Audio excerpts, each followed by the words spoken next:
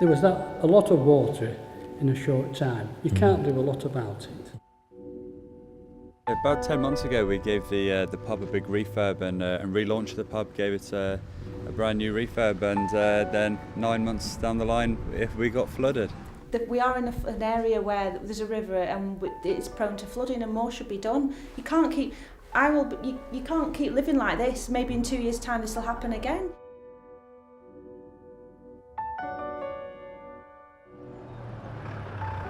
Over the years, quite a lot's been done to try to defend Croston against the Yarrow. Those discs in the wall opposite are tie bars used to strengthen these retaining walls, which are themselves the kind of first line of flood defence. But we discovered that in 2010, the last government, the Labour government, put £1.3 million into the Environment Agency's budget for flood defences here in Croston.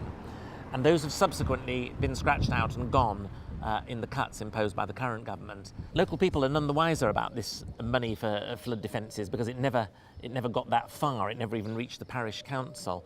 So people have been saying things, well, it was an act of God, it was an exceptional piece of rainfall. But when you think about it, 1.3 million, it wouldn't have done any harm.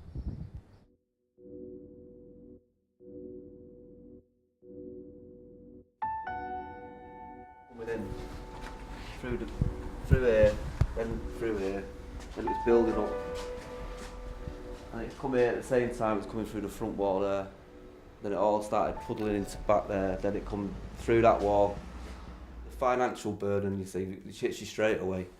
Of trying to find alternative accommodation, like a hotel. We went to a hotel just outside the village, the mill. We were there, weren't we? Yeah, which we paid for. And then we were trying to find a house and thinking we're going to have to find the deposit. For the gentleman that came around from the flood forum, he actually said to us, he says, this might sound dramatic, he said, but it's almost like a bereavement. And I can honestly see where he's coming from now, because you're powerless, aren't you? They were going to spend 1.3 million on extra defences for Croston. It was penciled in 2010. It was going to be £50,000 last year and 1,120 odd this year, but it's gone in the cuts. Right. Is that, what's your reaction to that? What we're going to spend it on, that's probably what we need to know. And if it is going to stop what would you spend it on? If I gave you it now? Well, I'd spend the first bit on investigating why the river can't get away further up.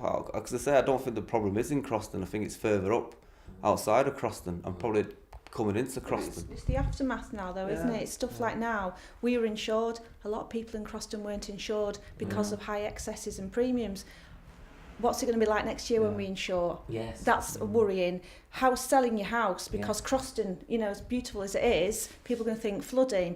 And all the upset we've had, we're trying to find the stress we had last week trying to find somewhere to live, and you can see it's just horrible, isn't it? We have got somewhere, but we had to take time off work. I lost money, Tom lost money. Until you actually are flooded, you don't realise.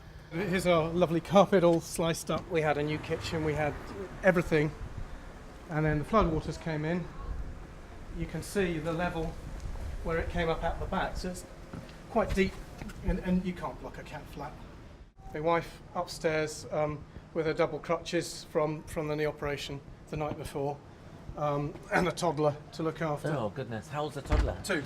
Well, nearly 2. Yeah. And then we're very noisy in here, on the dryers. We haven't pulled the kitchen out because we've got a problem with the insurance company. And if they don't pay up, we can't afford another kitchen. They had to strip the walls out to about 3 foot because the damp comes up high. So a foot and a half of water comes up. You've got to strip another foot or 2. It's heartbreaking, isn't it? Because this is all new decoration here. All brand new, yeah. And all my wife's furniture that she's, rather like you can see again the tide mark on there. Sofas, nice sofas. We don't know whether we're getting these replaced. If it were an insurance claim, we would get them replaced, but if they don't pay up, we can't afford it. We're in deep trouble. It's just the building work alone could be, 40, 50,000. The furniture might be another 30, 80,000 we cannot afford. And now we have lovely new carpets, and now we haven't even got walls. You can see right through to no wall at all. You just got to rely on the insurance company, and if they pay, they pay, and if they don't, we're stuffed. Well, seeing inside the Thomas's house really brings it home. £80,000 worth of damage, all that plaster ripped off the walls. And only so soon after the Jubilee, they've still got the bunting here. They had the Olympic torch come through the village. And we've had quite a lot of people say, well, it was an act of God, you know, there was an incredible amount of rain. But there are things here that could be done, that could be thought about. There's a question of getting water out of the river before it reaches the village. There was the scramble for sandbags, the state of the drains, and the question of, are they building too many new houses in this part of the world? And the small matter of that £1.3 million that never was.